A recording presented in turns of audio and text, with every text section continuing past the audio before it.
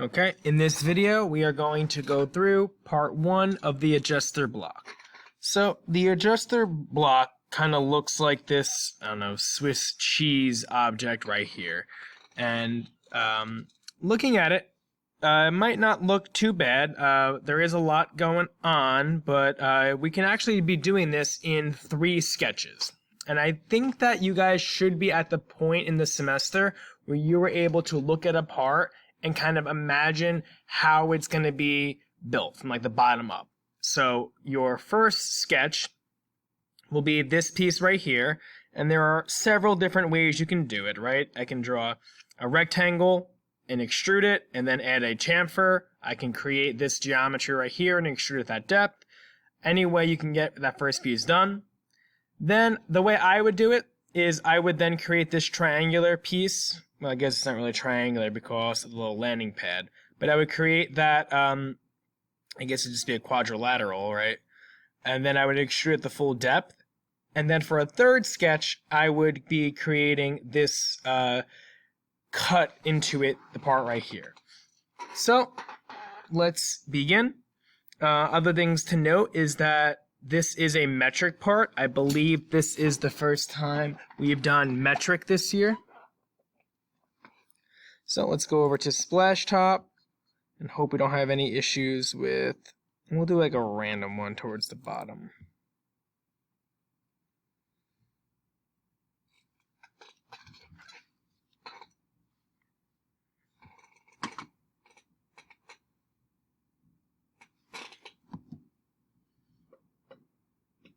Okay, Inventor. I'm going to snag a picture of this so I don't have to keep toggling back. And you should probably have this open so you're not doing the same.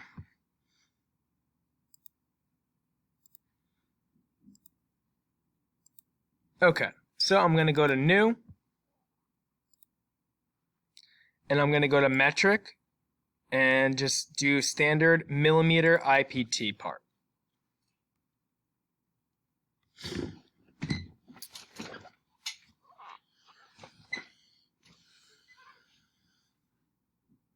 Start 2D sketch, and I'm going to do it by drawing a rectangle and then doing a chamfer after. So I'm going to start the origin, and I see this being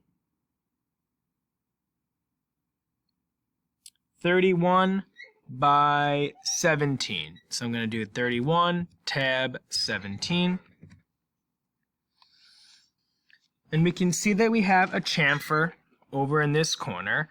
And the chamfer has an angle of 45 degrees and a distance of 10. So you can actually finish it and extrude it and then do the chamfer after, or you can do the chamfer while you're in a sketch mode.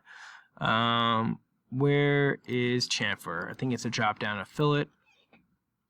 And we're going to do, we know the angle and we know the distance. Technically, we could have just done the front one. Line 1, line 2, and boom.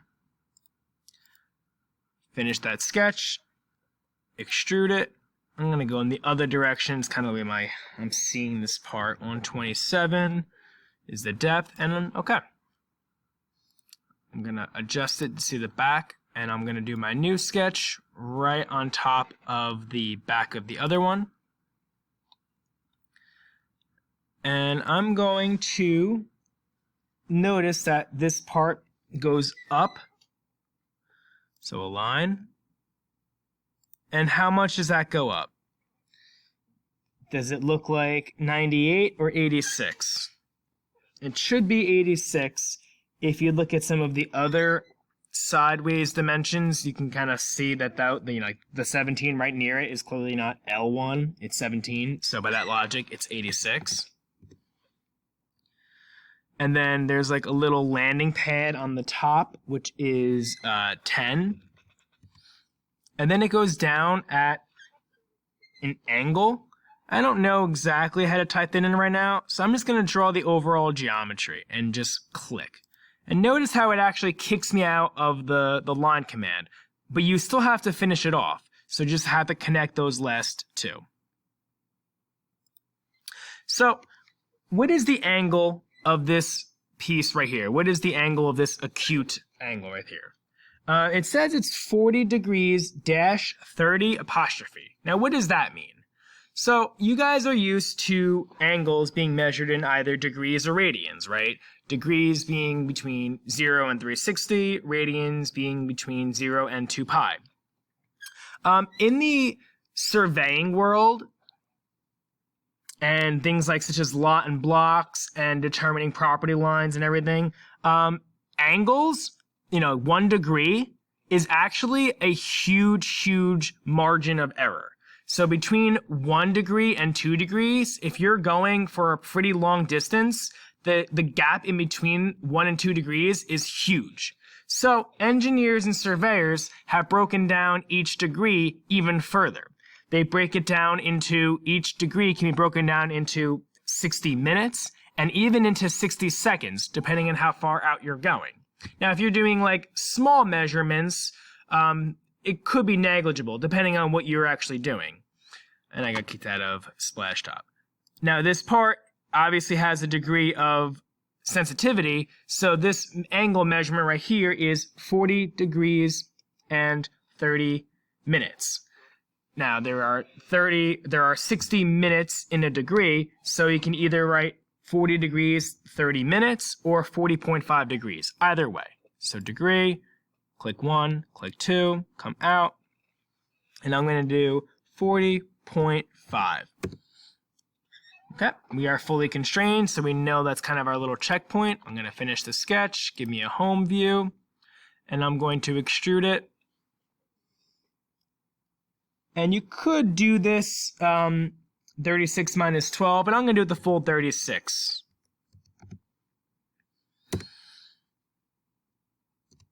Okay.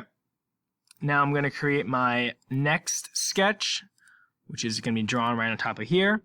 And I'm going to draw a rectangle because this sketch right here is going to be going in the other direction, and it'll actually be cutting material out. So what is the dimensions of this rectangle? Well, we know the height is 14.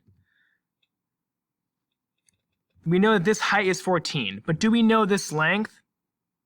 No, we know that it should go out to here. But if I'm cutting the part, as long as I'm past the limits of where we'll be hitting material, I can have it go all the way out here, right? And if I just finish that sketch and extrude it, and we're cutting it 12, right, in the other direction, and if it ever was wrong, you can always toggle it right here. Doesn't matter how far that rectangle goes, we're only going to be cutting it where it's seeing material. So you can extrude that 12 and then call OK. Next thing we have to do is add those 3 holes. So for the hole on this little ramp right here, it does say that it isn't, well, it says that all 3 holes have a diameter of 16, right? So we know that we're going to do a hole. But then for the one on the ramp, it says through 90 degrees with inclined surface. So what that means is that the degree of the axis of the hole is perpendicular to the ramp right there. Let me kind of show you what I mean. If you were to draw that hole somewhere like over here and have it go straight up, that's not what we want, right? Because if you look at that from a kind of like looking at it straight on, that's kind of be a little distorted, right? You can see the distortion. What we really want to do is we want to be drawing this hole on this surface, so it'll be going 90 degrees or perpendicular to the slope of that ramp. Okay, so we know that the diameter is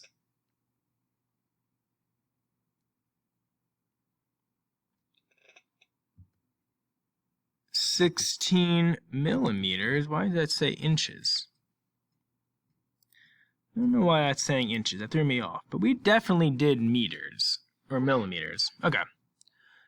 So now we have to locate the hole. And we're going to locate this hole by specifying the reference lines, right? So you need 3 dimensions in order to describe a hole. We need to have the diameter. We have that. Now you have to tell it, okay, what is the distance from one reference to the center And then what is the distance from another reference to the center? I'm going to click this line right here for reference 1, and that distance should be 18 right in the middle. And then from the bottom, that distance from the bottom to the top is supposed to be 48. Okay? And you can hit OK. We are done with that hole. I'm going to do my another hole. Where do you want to put it? On this surface. You got to give it a reference point. Okay, right here. And I'll do the bottom one, right? So that distance from that reference is actually going to be 19 plus 21. And you might know that that's 40. But if you're bad at math, you can do 19 plus 21. Boom. And then from this bottom one to the top, that should be 14. Okay? And the 16 is already here because it's the same diameter as the last time. And we're going to do one more hole on that surface. And the distance will be 21 from that side. And from here, we got 21 plus 14. 21 plus 14. And I hit OK. And I think that we are about done with the part. I'm going to swing back over here. Does it tell you the material? It does say CRS, which stands for cold rolled steel. So we will just go back up to here. If I can I move this?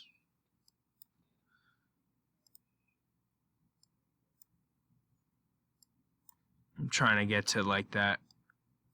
Yeah, here we go. I want to make the material some kind of steel. Yeah, I don't care. Just make it some kind of steel. Oh, that's kind of ugly. All right, whatever. And we will save that. And we will call it the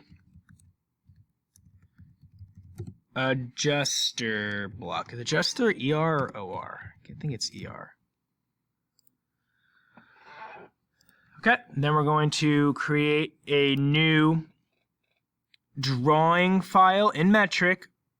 So we're going to go to drawing, ANSI IDW. And I'm going to set up the page, and then we'll call it that the end for the first video. Change it to edit sheet, size A. And we will stop there, and next video we will resume right where we left off.